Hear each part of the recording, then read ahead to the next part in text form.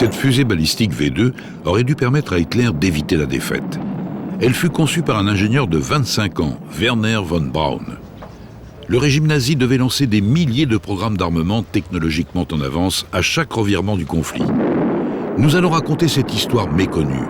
Vous découvrirez quelques-unes des armes miracles avec lesquelles Hitler espérait renverser l'issue de la guerre.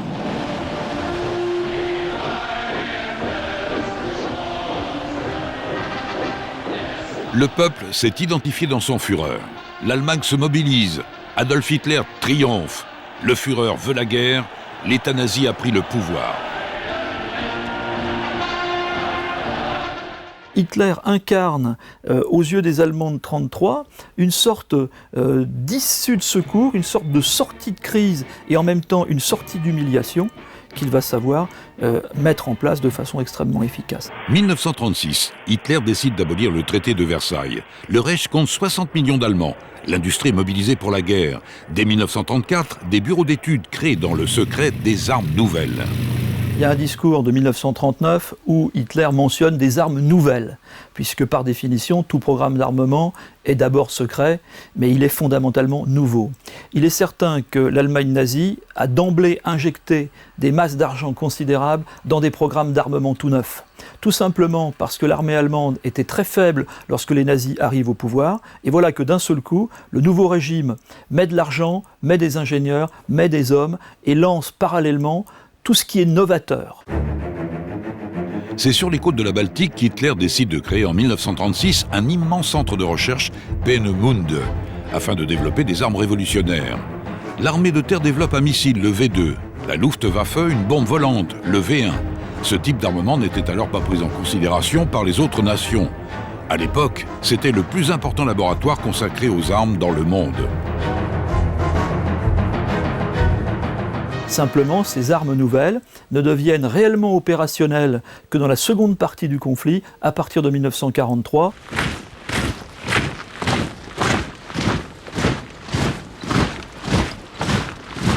Hitler réarme l'Allemagne dans le but de faire la guerre. Bon, il a toujours dit, c'est pas inscrit du tout.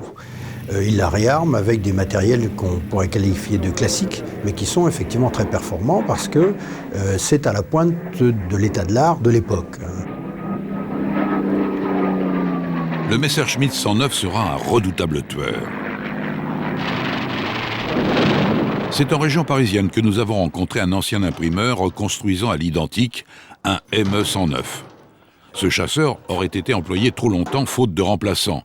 Pourtant, dès 1940, Willy Messerschmitt propose à Hitler un intercepteur révolutionnaire biréacteur qui aurait dû surclasser les avions alliés.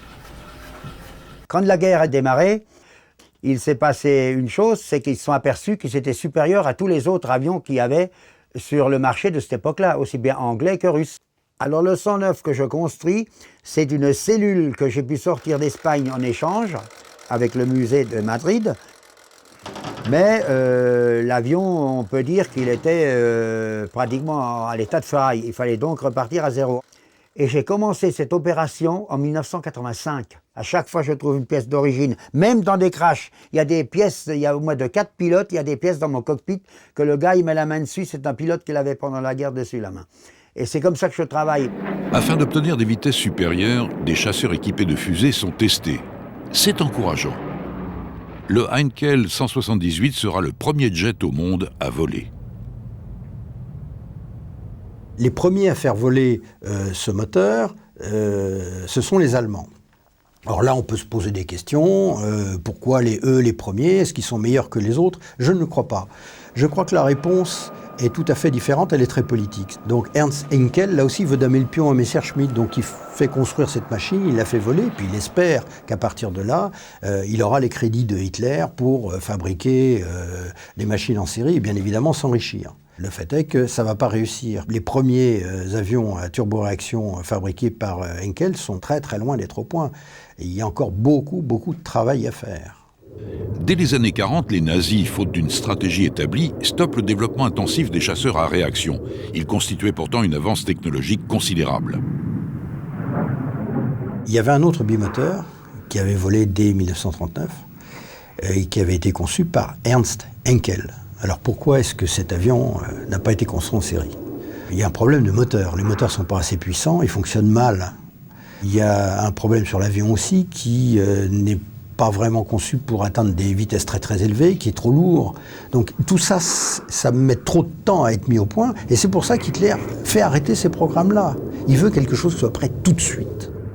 Septembre 1939, l'Allemagne écrase l'armée polonaise. Hitler possède un armement classique important.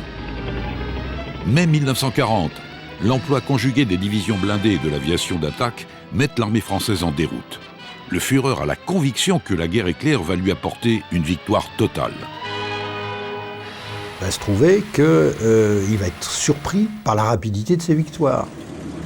Ça va le convaincre qu'il va pouvoir s'emparer de la partie occidentale de l'URSS, qu'il va pouvoir s'en emparer en 3 mois. Et là, il va commettre des erreurs monumentales à plusieurs reprises, donner l'ordre à son industrie de cesser les développements de tous les matériels qui ne seraient pas au point dans les 6 mois. Il va arrêter les développements des bombardiers à grand rayon d'action, les quadrimoteurs par exemple. Il va privilégier les bombardiers bimoteurs en estimant que du moment qu'il a le nombre, ce qui en fait n'est pas faux d'ailleurs, du moment qu'il a le nombre, ça suffira.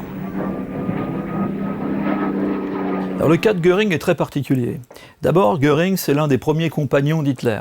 Et donc, c'est lui qui est le créateur de l'arme nouvelle au sens unité militaire, qui est la Luftwaffe, l'armée de l'air allemande. Donc ce personnage est très puissant dans le système nazi, sur le plan politique, sur le plan militaire, sur le plan économique aussi. C'est lui qui a planifié l'économie de guerre nazie avant Speer. Donc à plusieurs reprises, il a fait des mauvais choix sur le plan technique, sur le plan tactique, sur le plan stratégique. Les firmes allemandes se livrent une lutte acharnée donc pour la production.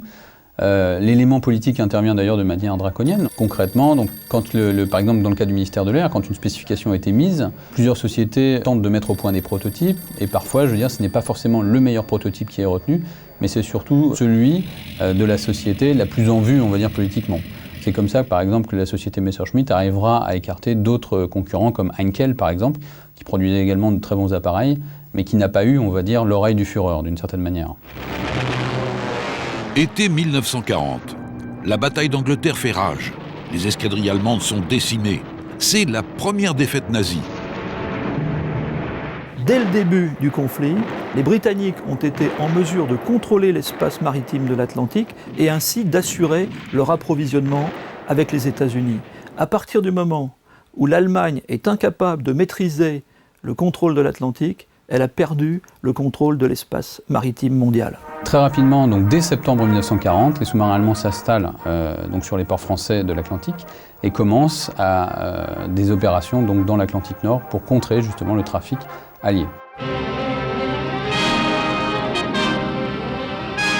Août 1940. Hitler ordonne le blocus de l'Angleterre. L'amiral Dönitz lance ses meutes de U-boat. Pendant 3 ans, ils vont envoyer des centaines de bateaux par le fond. Pour le présent, les sous-marins nazis règnent sur l'Atlantique Nord, avant d'être surclassés.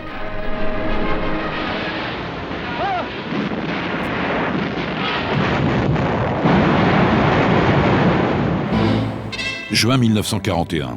La Wehrmacht envahit l'URSS, c'est l'opération Barbarossa. Staline est anéanti. Un immense territoire est conquis. L'armée rouge n'oppose qu'un armement obsolète. Après la politique de la terre brûlée, l'hiver russe sera terrible. 1000 km d'autoroutes seront construits par Fritz Todt et son organisation. Il était aussi ministre de l'Armement.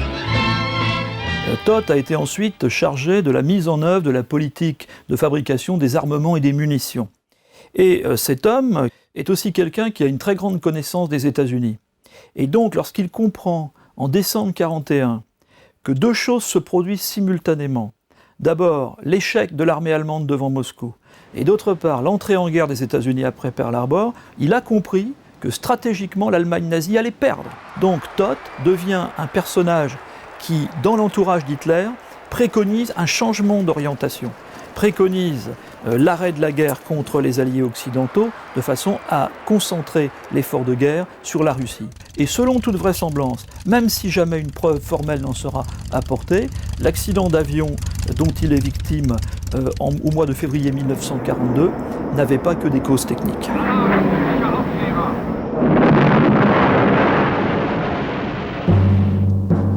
Juin 1940. Hitler visite Paris. À droite, Albert Speer, son architecte préféré. Une relation privilégiée s'établit entre le Führer et cet homme de 35 ans. Il fut remplacé par donc Albert Speer. Et en fait, on peut se poser la question de savoir si l'Allemagne ne gagna pas au change. Speer, qui était architecte, avait peut-être des idées plus larges et ouvertes. En tout cas, il réussit à développer l'industrie d'armement allemande à un niveau proprement extraordinaire. Le Führer apprécie Albert Speer, créateur, organisateur, fin psychologue. La date clé dans la bataille de l'Atlantique, c'est le mois de mai 1943. Pendant ce seul mois, les Allemands vont perdre 41 sous-marins. 41 sous-marins sont perdus. Les Anglais l'appellent d'ailleurs le Black May, ce qui est très, très significatif. Et pendant les semaines qui vont suivre, l'amiral Dönitz, en état de choc, va tout simplement ordonner à l'ensemble de ses sous-marins de ne plus naviguer dans l'Atlantique Nord. Que fait-il ? Il va tout simplement aller voir Albert Speer.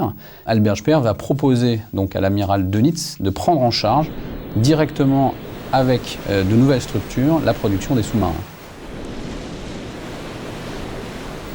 Août 1943, les Allemands commencent à mettre en place un bureau d'études spécialisé, l'Ingenieurbüro Glückauf, qui va rassembler les meilleurs ingénieurs de chacune des firmes engagées dans la production de sous-marins.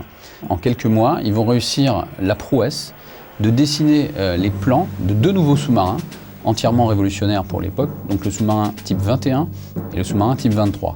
Le sous-marin type 21 est un sous-marin de 1600 tonnes, donc océanique. Conclusion de l'affaire, ils vont choisir dans chacun des projets les éléments les plus viables et vont les transposer sur un seul et unique projet, le type 21. C'est un sous-marin d'abord avec une forme très hydrodynamique. Il est fait pour aller très très vite sous l'eau. Il n'est plus question de canons, de pièces d'artillerie, de ponts. Il y a simplement quelques pièces de DCA qui sont dans des tourelles carénées. Il est pour ce faire doté de batteries électriques de forte capacité, qui lui permet de naviguer de manière beaucoup plus importante que ses prédécesseurs en plongée. Il attaque, il navigue en plongée. Mais le sous-marin est également conçu pour ne pas avoir à recharger ses batteries en surface. Pour ce faire, il possède ce qu'on appelle un schnorkel, c'est un système de tube qui permet au moteur diesel de fonctionner juste, le sous-marin étant en immersion périscopique, de fonctionner juste sous la surface, donc de recharger les batteries sans avoir à faire émerger le sous-marin. C'est important parce que comme ça, le sous-marin n'est plus détectable par radar, c'est-à-dire qu'il échappe en grande partie aux contre-mesures alliées. Un des éléments novateurs de ce sous-marin, c'est d'être construit en sections préfabriquées. Donc il y a 3 chantiers qui assemblent les sections et qui drainent toute la production de sections d'autres sociétés métallurgiques allemandes réparties sur tout le réseau fluvial allemand. Le premier bâtiment construit, l'U-2501, sera lancé au chantier d'Echimag de Brême le jour anniversaire d'Hitler. Mais il faut savoir que le bâtiment, immédiatement après, est ramené le long d'un quai. Il n'est incapable de plonger, il ne navigue pas, et d'ailleurs il ne naviguera jamais, il est si peu au point. Il faudra des mois encore pour le mettre en état de naviguer, et il sera simplement dévolu à des tâches opérationnelles, il ne verra jamais le combat. Le 21 pouvait rester 62 heures en immersion. Il sera le meilleur U-boat. Copié par les soviétiques, l'OTAN l'enregistrera dans la classe Whisky. D'autres projets voient le jour, notamment dans le domaine des sous-marins de poche, et une des émanations et développements qui est fait consiste aussi dans un petit bâtiment chenillé, qu'on appelle le Seeteufel, qui sert essentiellement donc à aller déposer des agents ou des équipes de sabotage à proximité des côtes ennemies.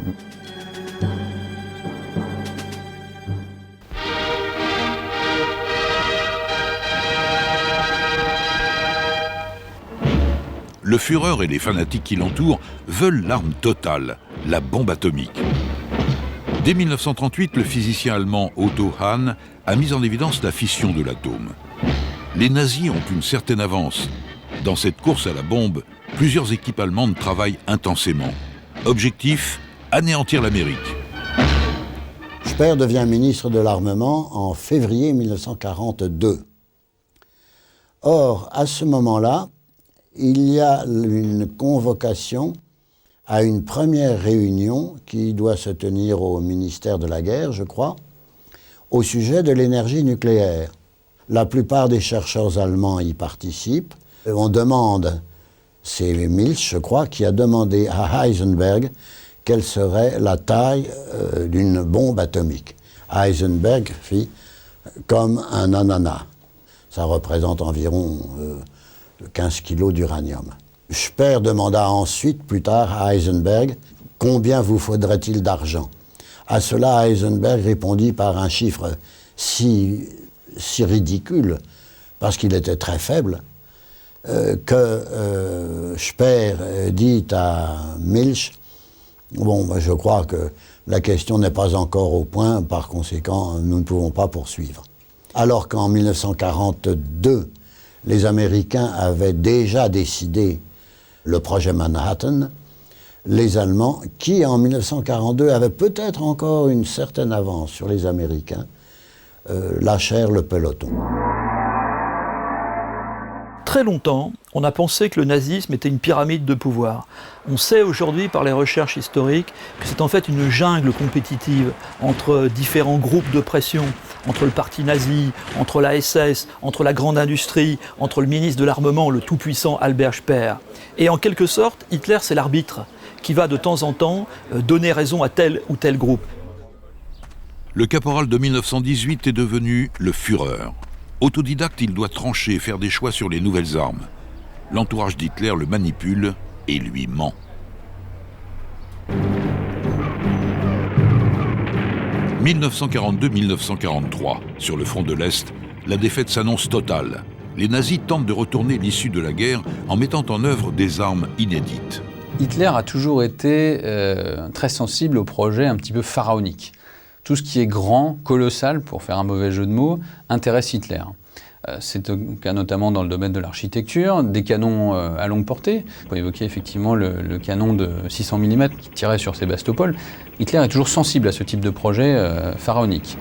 Il faut 1000 hommes pour mettre en œuvre le Dora. Il se déplace sur 2 voies.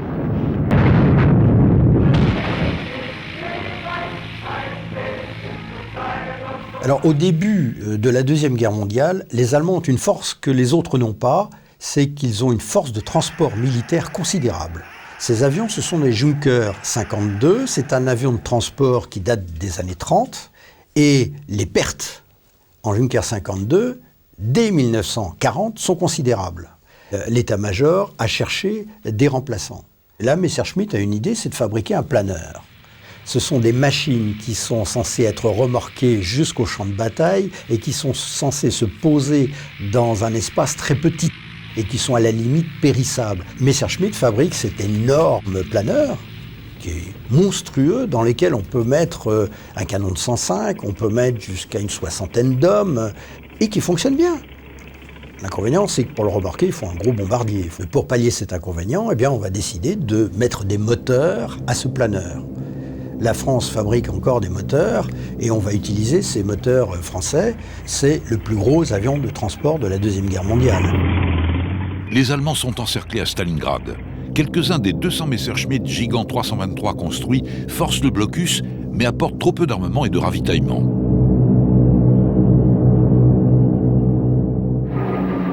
Le Dornier 335 est d'une étonnante modernité.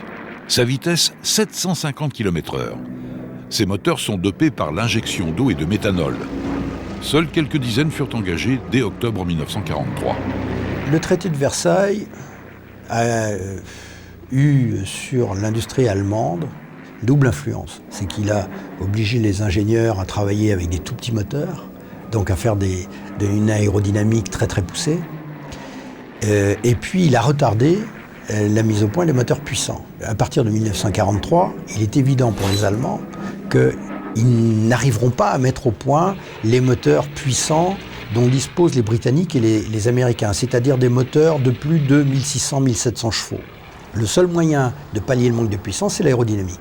Donc chez Dornier, pour réduire la traînée, plutôt que de mettre les 2 moteurs de chaque côté du fuselage, eh bien on décide de mettre un moteur à l'avant du fuselage, comme pour un moteur de chasse, et un autre moteur derrière. On réduit considérablement la traînée et on va aller beaucoup plus vite. On n'attend pas que les prototypes soient au point, on lance une pré-série, quelquefois de plusieurs centaines de machines, qu'on met au point au fur et à mesure. C'est une machine extrêmement réussie. Ça va très très vite. Les pilotes alliés qui vont les rencontrer, qui ont pourtant des avions très très rapides, c'est-à-dire des Hawker Tempest ou des North American Mustang, ne seront pas capables de les rattraper. Mais là aussi, ça arrive trop tard.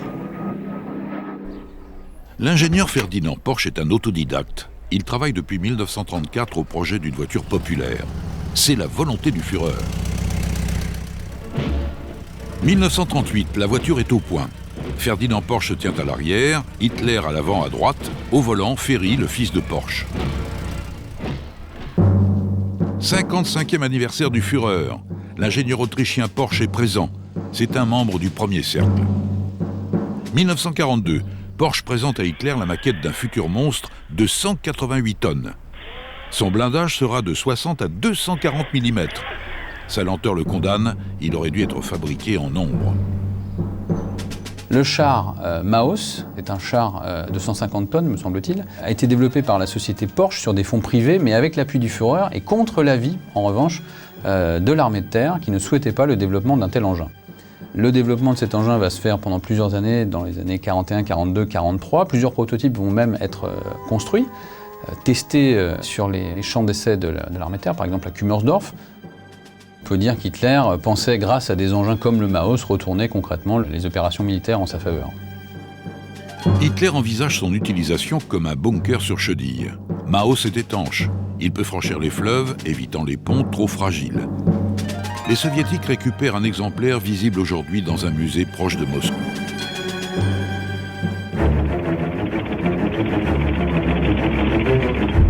URSS. Hitler perd la bataille de Koursk durant l'été 1943. 6000 chars se sont opposés dans un duel mortel. Désormais, les nazis ont virtuellement perdu la guerre. Alors en réalité, l'état d'esprit des dirigeants nazis, à partir de la fin 1943, c'est celui de la panique. Ils viennent de comprendre que cette guerre, ils vont la perdre, parce qu'ils ont face à eux une surpuissante coalition. Donc c'est un phénomène qui les conduit à lancer en même temps un grand nombre de programmes d'armement, même si ces programmes sont immatures, même si ces programmes n'ont jamais été démontrés techniquement, ils vont injecter de l'argent et des hommes, parfois de façon totalement stupide.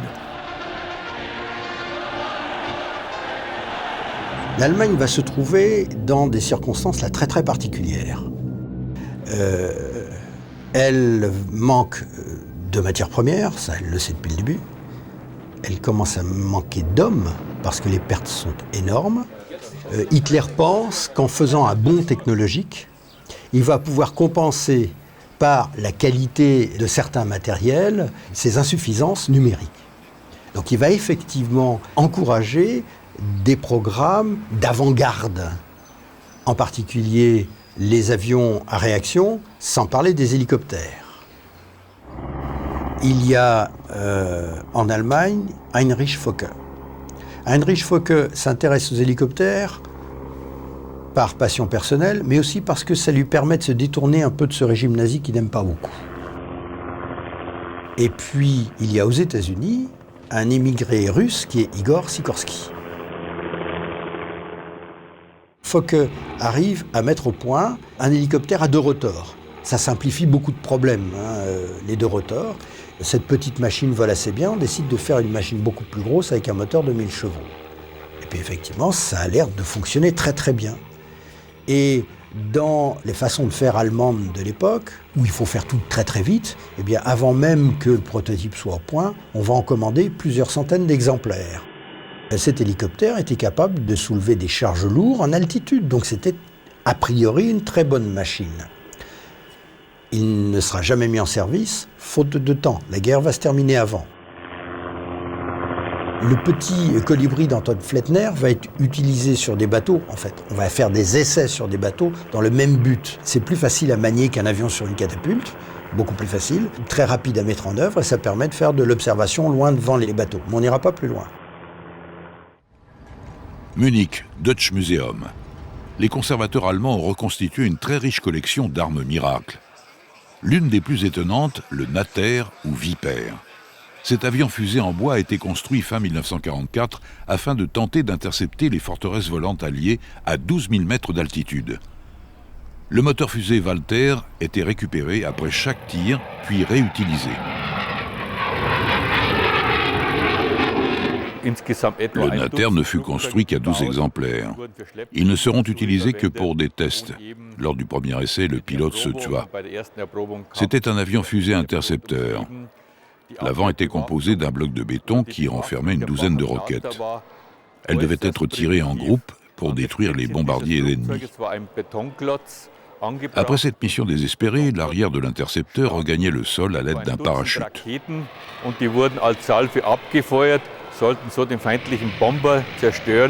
Le moteur était récupérable, c'est pourquoi il était inscrit sur la dérive « Récompense à qui retrouvera cet avion ». Le pilote aurait dû regagner le sol à l'aide d'un parachute. En 1943, il y a quelque chose qui se produit qui est très important pour l'avenir de l'aéronautique allemande. C'est l'offensive aérienne des Alliés sur l'Allemagne. Offensive de nuit qui se durcit et offensive de jour qui ont des effets considérables. Et là, on va prendre tout ce qui est dans les laboratoires pour essayer de le rendre opérationnel le plus vite possible. Donc une des premières choses qui va être faite, par exemple, c'est de prendre des moteurs fusées, de les mettre sur un planeur qui était étudié par Messerschmitt. Donc on va faire le Messerschmitt 163, qui est en fait un véritable missile piloté. Cette machine est capable de monter à l'altitude des forteresses volantes en 1 minute. C'est vertigineux. La vitesse à laquelle elle traverse les boxes de forteresses volantes sème littéralement la panique parmi les équipages américains. Il est armé de canons lourds, des canons de 30 mm, un seul but de 30 mm dans une forteresse volante, et ça envoie l'avion au tapis, ça c'est sûr. L'inconvénient, c'est que cet avion a un rayon d'action de 45 km. Donc s'il n'est pas placé sur la trajectoire des avions américains, il sert strictement à rien. Son moteur fonctionne pendant à peu près 1 minute. Ensuite, ça redevient un planeur très rapide, certes, mais un planeur. Donc il faut qu'il se pose tout de suite dans un champ, et il est conçu pour ça d'ailleurs, mais il devient très vulnérable.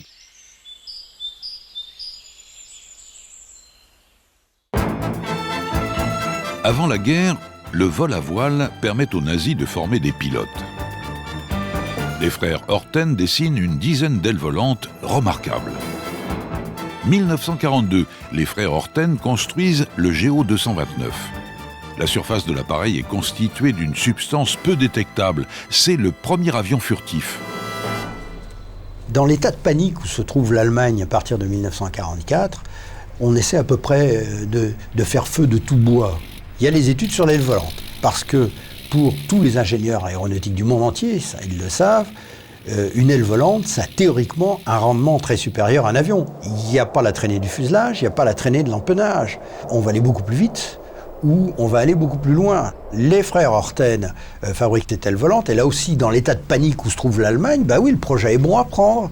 On va leur fournir des turboréacteurs et ils vont réussir à faire voler 2 prototypes.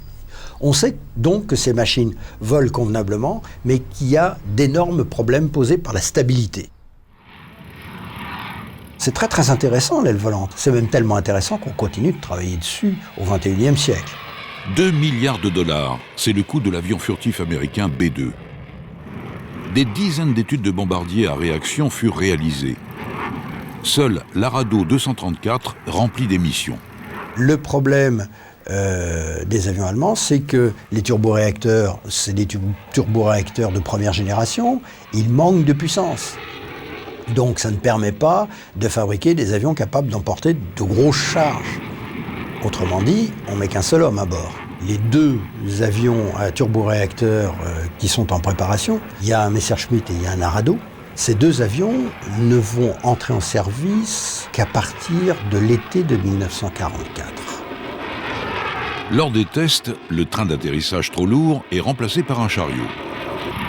Des fusées récupérables favorisent le décollage. Une version avec un réservoir supplémentaire prenant la forme d'un V1 est étudiée.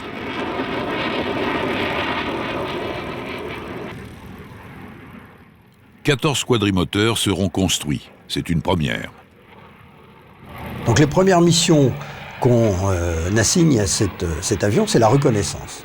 Et là, c'est formidable, parce qu'il vole à plus de 10 000 mètres d'altitude, il vole à plus de 600 km/h, et il est totalement invulnérable.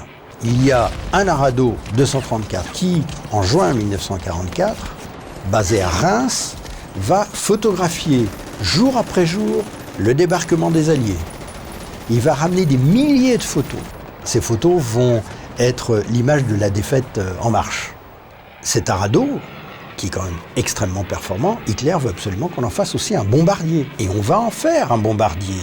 Alors, il y a la fameuse attaque du pont de Remagen par ces avions qui vont être interceptés péniblement par des avions britanniques. En fait, on construit en série des prototypes. On construit en série des démonstrateurs. Et ça ne peut pas faire de bons avions de combat. Les états-majors britanniques et américains vont très vite s'apercevoir que ces machines-là ont des limites. Le ME-262 biréacteur à aile en flèche atteignait 850 km/h. 1100 furent construits. C'est le chasseur le plus étonnant de la guerre.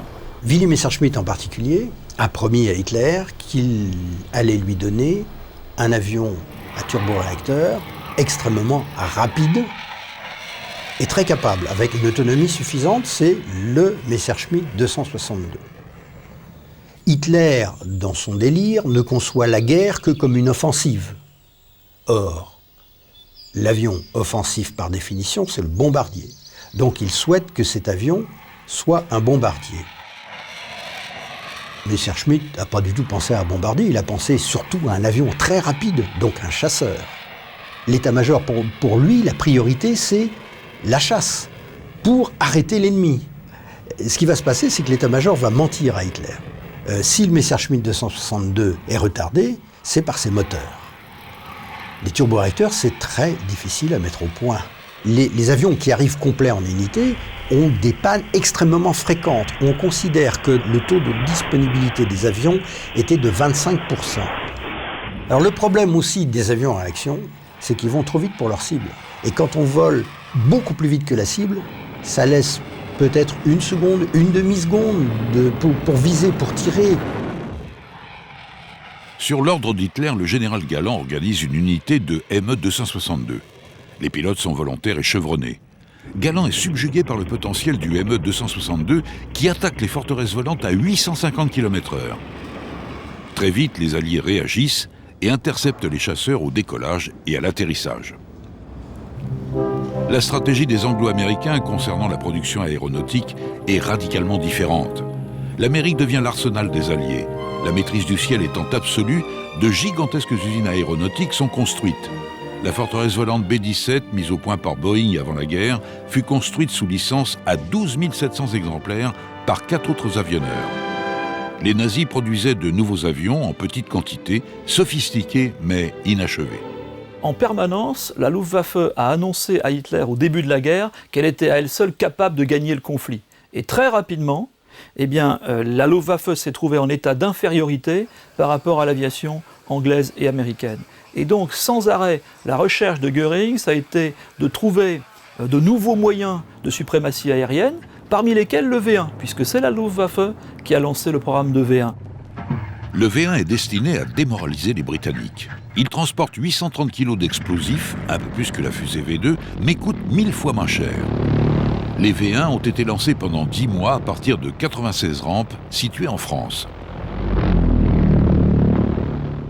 Les bombardiers nazis étant mis en échec dans le ciel londonien, Göring propose une parade, le V1. C'est une bombe volante, une arme autopropulsée. Le V1 possède une toute petite hélice à l'extrémité du fuselage qui est reliée à un compteur anémométrique, lequel calcule la distance parcourue. Ce compteur a pour but de fermer l'arrivée du carburant afin de faire tomber la bombe sur son objectif. Elle sera assez difficile à atteindre par la chasse, les appareils étant à leur vitesse maximale. Le bruit généré par le statoréacteur est l'inconvénient du V1. Il le rend identifiable bien avant l'impact. Les V1 étaient souvent interceptés par des tirs de canon flak ou par des ballons. Un peu plus de 22 000 furent lancés de France. Il est estimé que près de 50% ont atteint une zone qui avait été ciblée.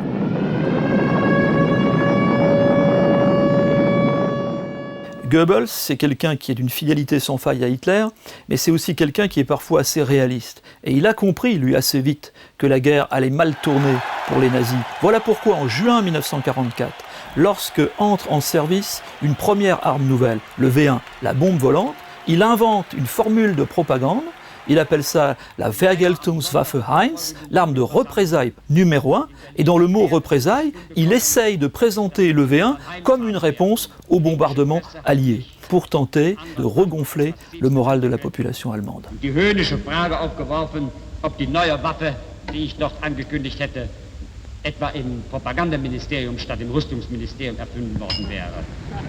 Ich habe es damals nicht für meine Aufgabe gehalten, die Engländer eines Besseren zu belehren, sondern ich war im Gegenteil der Überzeugung, je länger sie glauben, dass sie nicht kommt, umso besser ist es. Denn die Überraschung ist auch eine Waffe.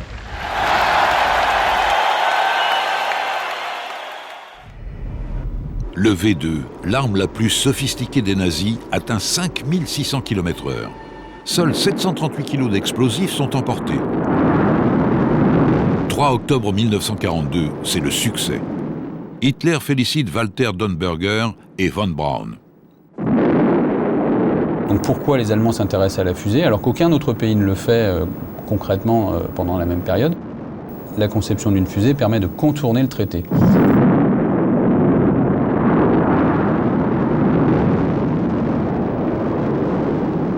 Lors de la réunion d'août 1941 à Vinnitsa, à son quartier général, avec Dornberger et von Braun, Hitler prononça ces mots que la propulsion par carburant liquide constituait une révolution dans l'art de la guerre et une modification dans la stratégie mondiale. Mais tout bascule dans la nuit du 16 au 17 août 1943. Les Anglais montent l'opération Hydra, 593 bombardiers attaquent la base secrète de Peenemünde sur la Baltique, et dès le lendemain matin, Himmler obtient une audience auprès d'Hitler, et il explique à Hitler qu'il a la solution pour mettre définitivement à l'abri la production des fusées. Il propose tout simplement d'utiliser la main-d'œuvre concentrationnaire pour la construction d'une gigantesque usine souterraine qui deviendra connue sous le nom de sinistre mémoire Dora. Et Himmler va finalement progressivement remporter la mise. La SS prend progressivement le pouvoir. Et dans la partie finale de la guerre, il y a un acteur essentiel nouveau, c'est la SS. C'est Himmler qui a l'ambition de créer un véritable État SS et qui cherche à récupérer au sein de l'appareil de production allemand ce qui pour lui est l'avenir technologique, et il a bien compris que les V2 sont un objet essentiel pour la suite des temps. Et donc il a nommé à la tête des programmes de missiles un personnage extrêmement complexe qui s'appelle Hans Kammler, qui est un général SS, qui est aussi un ingénieur de formation. Mais n'oublions pas que cet homme fut aussi le concepteur des chambres à gaz d'Auschwitz. Le SS Hans Kammler joue un rôle déterminant pour la solution finale. Il dirige la construction des chambres à gaz.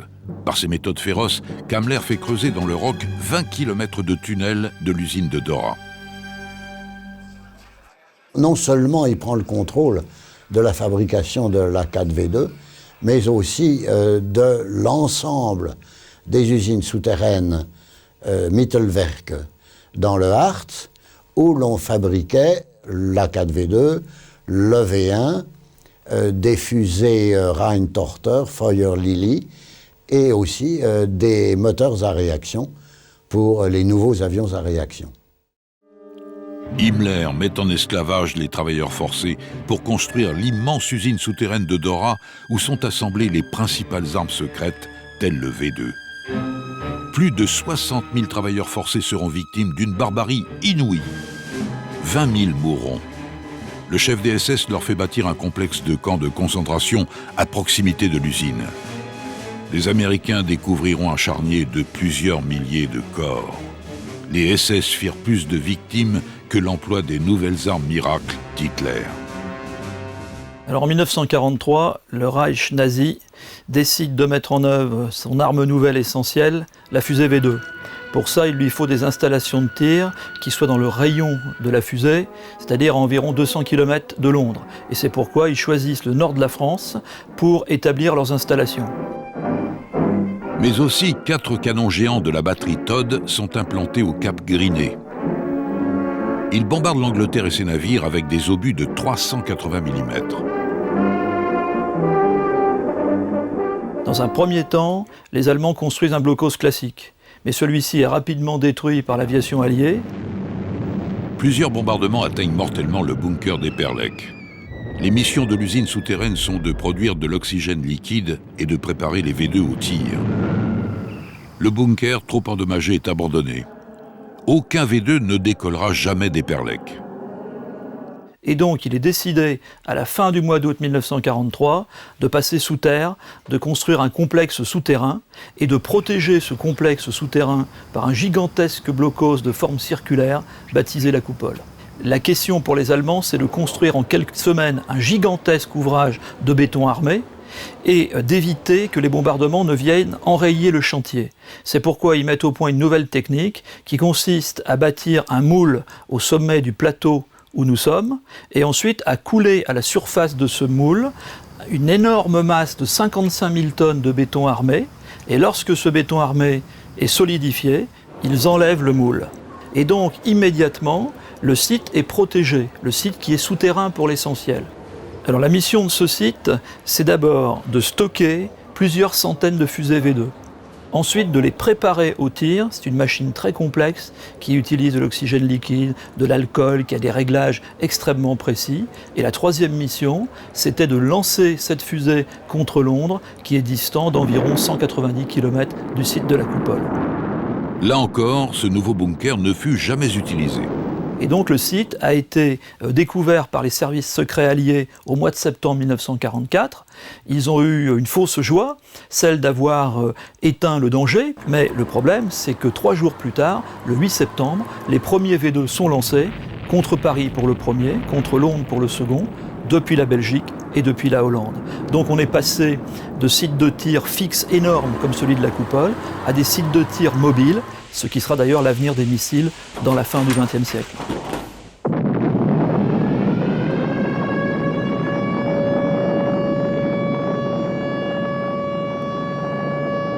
Le V2, c'est fondamentalement une arme psychologique, c'est une arme terroriste. Les Allemands espéraient abattre le moral des Londoniens en déclenchant une offensive nuit et jour sur la capitale britannique.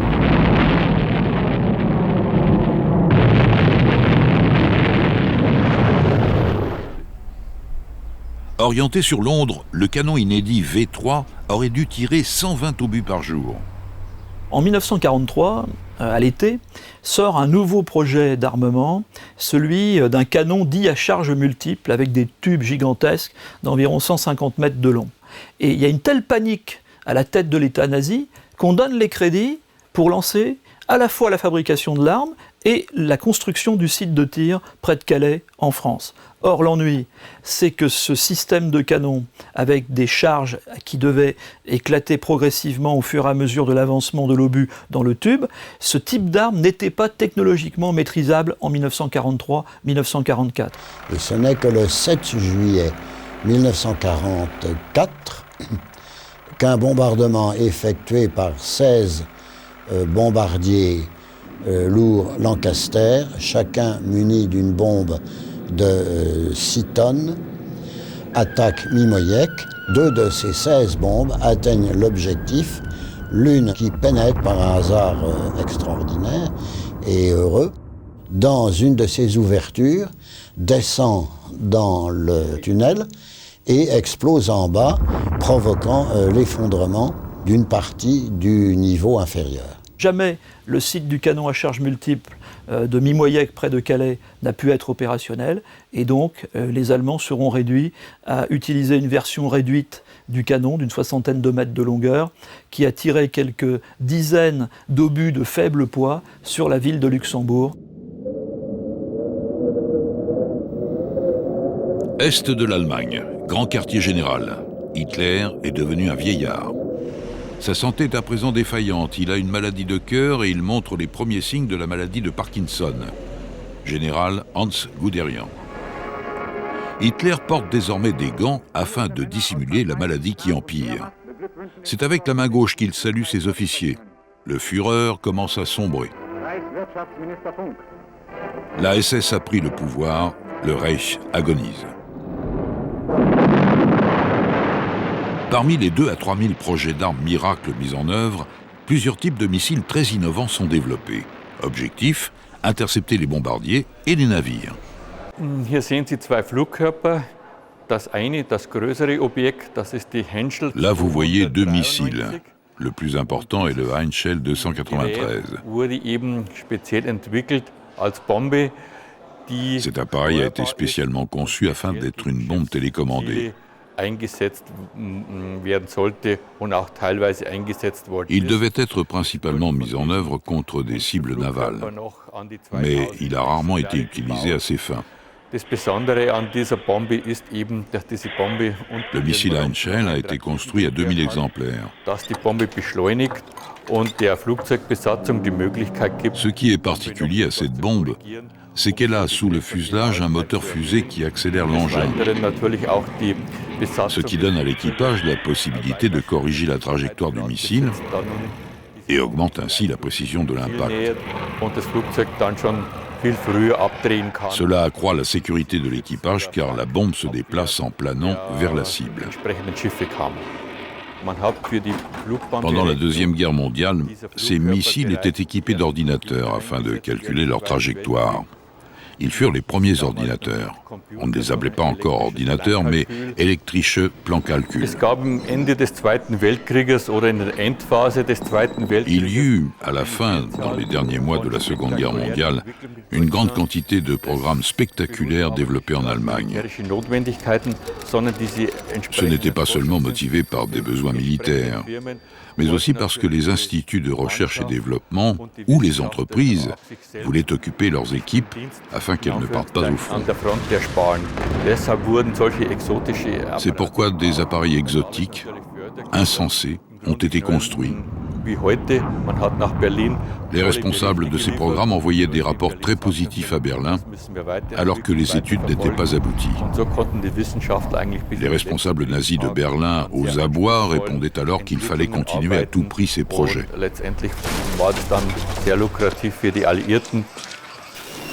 1944, les Alliés ont la maîtrise totale de l'espace aérien. La Big Week, c'est une semaine pendant laquelle les bombardiers américains de la 8e Air Force vont se concentrer sur l'industrie aéronautique allemande. Et plus elles sont grosses, plus elles sont faciles à repérer et donc à détruire. Et sous l'égide du ministère de l'Armement d'Albert Speer, il n'y a plus un seul site de production, par exemple des avions à réaction, il va y en avoir un certain nombre de petites dimensions, et les Allemands vont même pousser leur raffinement jusqu'à créer ce qu'ils appellent des Waltwerk, un sol bétonné sur lequel va se dresser une structure métallique recouverte de planches, des filets de camouflage par-dessus, le tout dans une allée forestière, donc totalement invisible aux reconnaissances alliées. Les Alliés vont trouver des centaines de Messerschmitt 262 dans les forêts d'Autriche ou d'Allemagne où on a aménagé des ateliers camouflés. Ils vont les trouver là, et à tous il manque quelque chose. Il manque des pièces de moteur, il manque des instruments, il manque des armes, ou il manque des radios. À la fin de la guerre, les chasseurs ne décollaient plus que sur des tronçons d'autoroute. Les Allemands vont réaliser ce que l'historien américain Michael Neufeld appelle « the move underground ». Concrètement, tous les tunnels, les mines de sel, quels qu'ils soient, vont être mis à contribution pour accueillir des chaînes de production, des chaînes de montage, des fabriques de composants, quels qu'ils soient. Et finalement, l'Allemagne va se transformer en un gigantesque atelier déconcentré, délocalisé, avec quelques sites de production centralisés, sous différentes formes. Autour, en Bavière, vont s'implanter un certain nombre d'usines de diverses tailles. Les tunnels vont être mis à contribution pour produire, par exemple, des morceaux d'ailes, des turboréacteurs. Et après, l'assemblage se fait sur quelques sites. Mais parallèlement, tout ça a des conséquences dramatiques. Ça va augmenter la durée des transports. Qui dit transport dit automatiquement vulnérabilité à nouveau sous les coups de l'aviation alliée. La dernière création des nazis est le chasseur Heinkel 162A2. Speer, Mitch et Himmler décident de produire en catastrophe un chasseur facile à construire. Les matériaux stratégiques étant introuvables, la carlingue de l'appareil est principalement constituée de contreplaqué. La conception de ce monoréacteur central est innovante. Destiné aux jeunes pilotes, le chasseur du peuple se révèle très difficile à manœuvrer. Pratiquement tout est révolutionnaire dans cet avion. Premièrement, il a été conçu dans un temps très court. Heinkel a gagné le projet en septembre et le premier prototype a été construit en novembre, on peut dire. Son premier vol a eu lieu d'ailleurs au mois de novembre. C'est le premier monoréacteur de chasse le premier monoréacteur HCS éjectable. «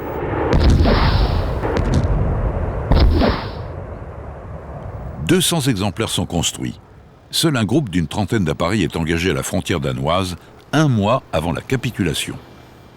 Il n'y a eu quasiment pas de coopération dans le domaine des productions d'armement entre l'Allemagne nazie, qui avait une avance considérable, l'Italie d'une part, et le Japon d'autre part, si ce n'est des influences parfois anecdotiques. Je prends l'exemple du V1 suicide allemand, le Reichenberg, qui quelque part est né de l'observation sur les actualités cinématographiques des kamikazes japonais qui se précipitaient sur les porte-avions américains en mer de Chine. Donc à la fin de l'année 1944, une poignée de dirigeants SS qui tentent tout ce qui est possible pour tenter de s'en sortir, ont fait fabriquer une série de V1 pilotés, les ont fait essayer par des pilotes volontaires de la SS, tout aussi inutiles que d'autres projets d'armement du Troisième Reich finissant.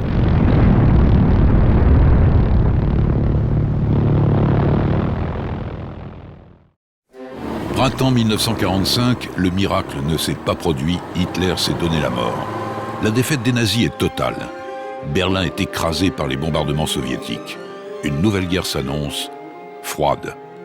Bien évidemment, les vainqueurs du conflit ont compris l'importance de l'héritage de Peenemünde. Et ils se sont efforcés, dans les dernières semaines de la guerre, de récupérer les équipes d'ingénieurs qui avaient conçu le V2. Et on sait que chacun est parvenu à récupérer une partie des ingénieurs de Peenemünde, des plans techniques. Les grands vainqueurs de l'opération furent les Américains, qui ont bénéficié du ralliement de Von Braun et de ses meilleurs ingénieurs. Les Soviétiques également ont mis la main sur plusieurs centaines d'ingénieurs ayant travaillé au V2.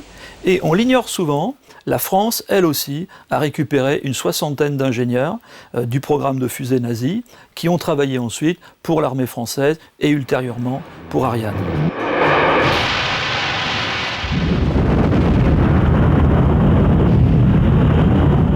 Les armes secrètes, finalement, n'ont guère servi à l'Allemagne. Par contre, elles ont contribué à ouvrir une nouvelle ère dans la stratégie mondiale qui nous a permis d'avoir 60 années de paix.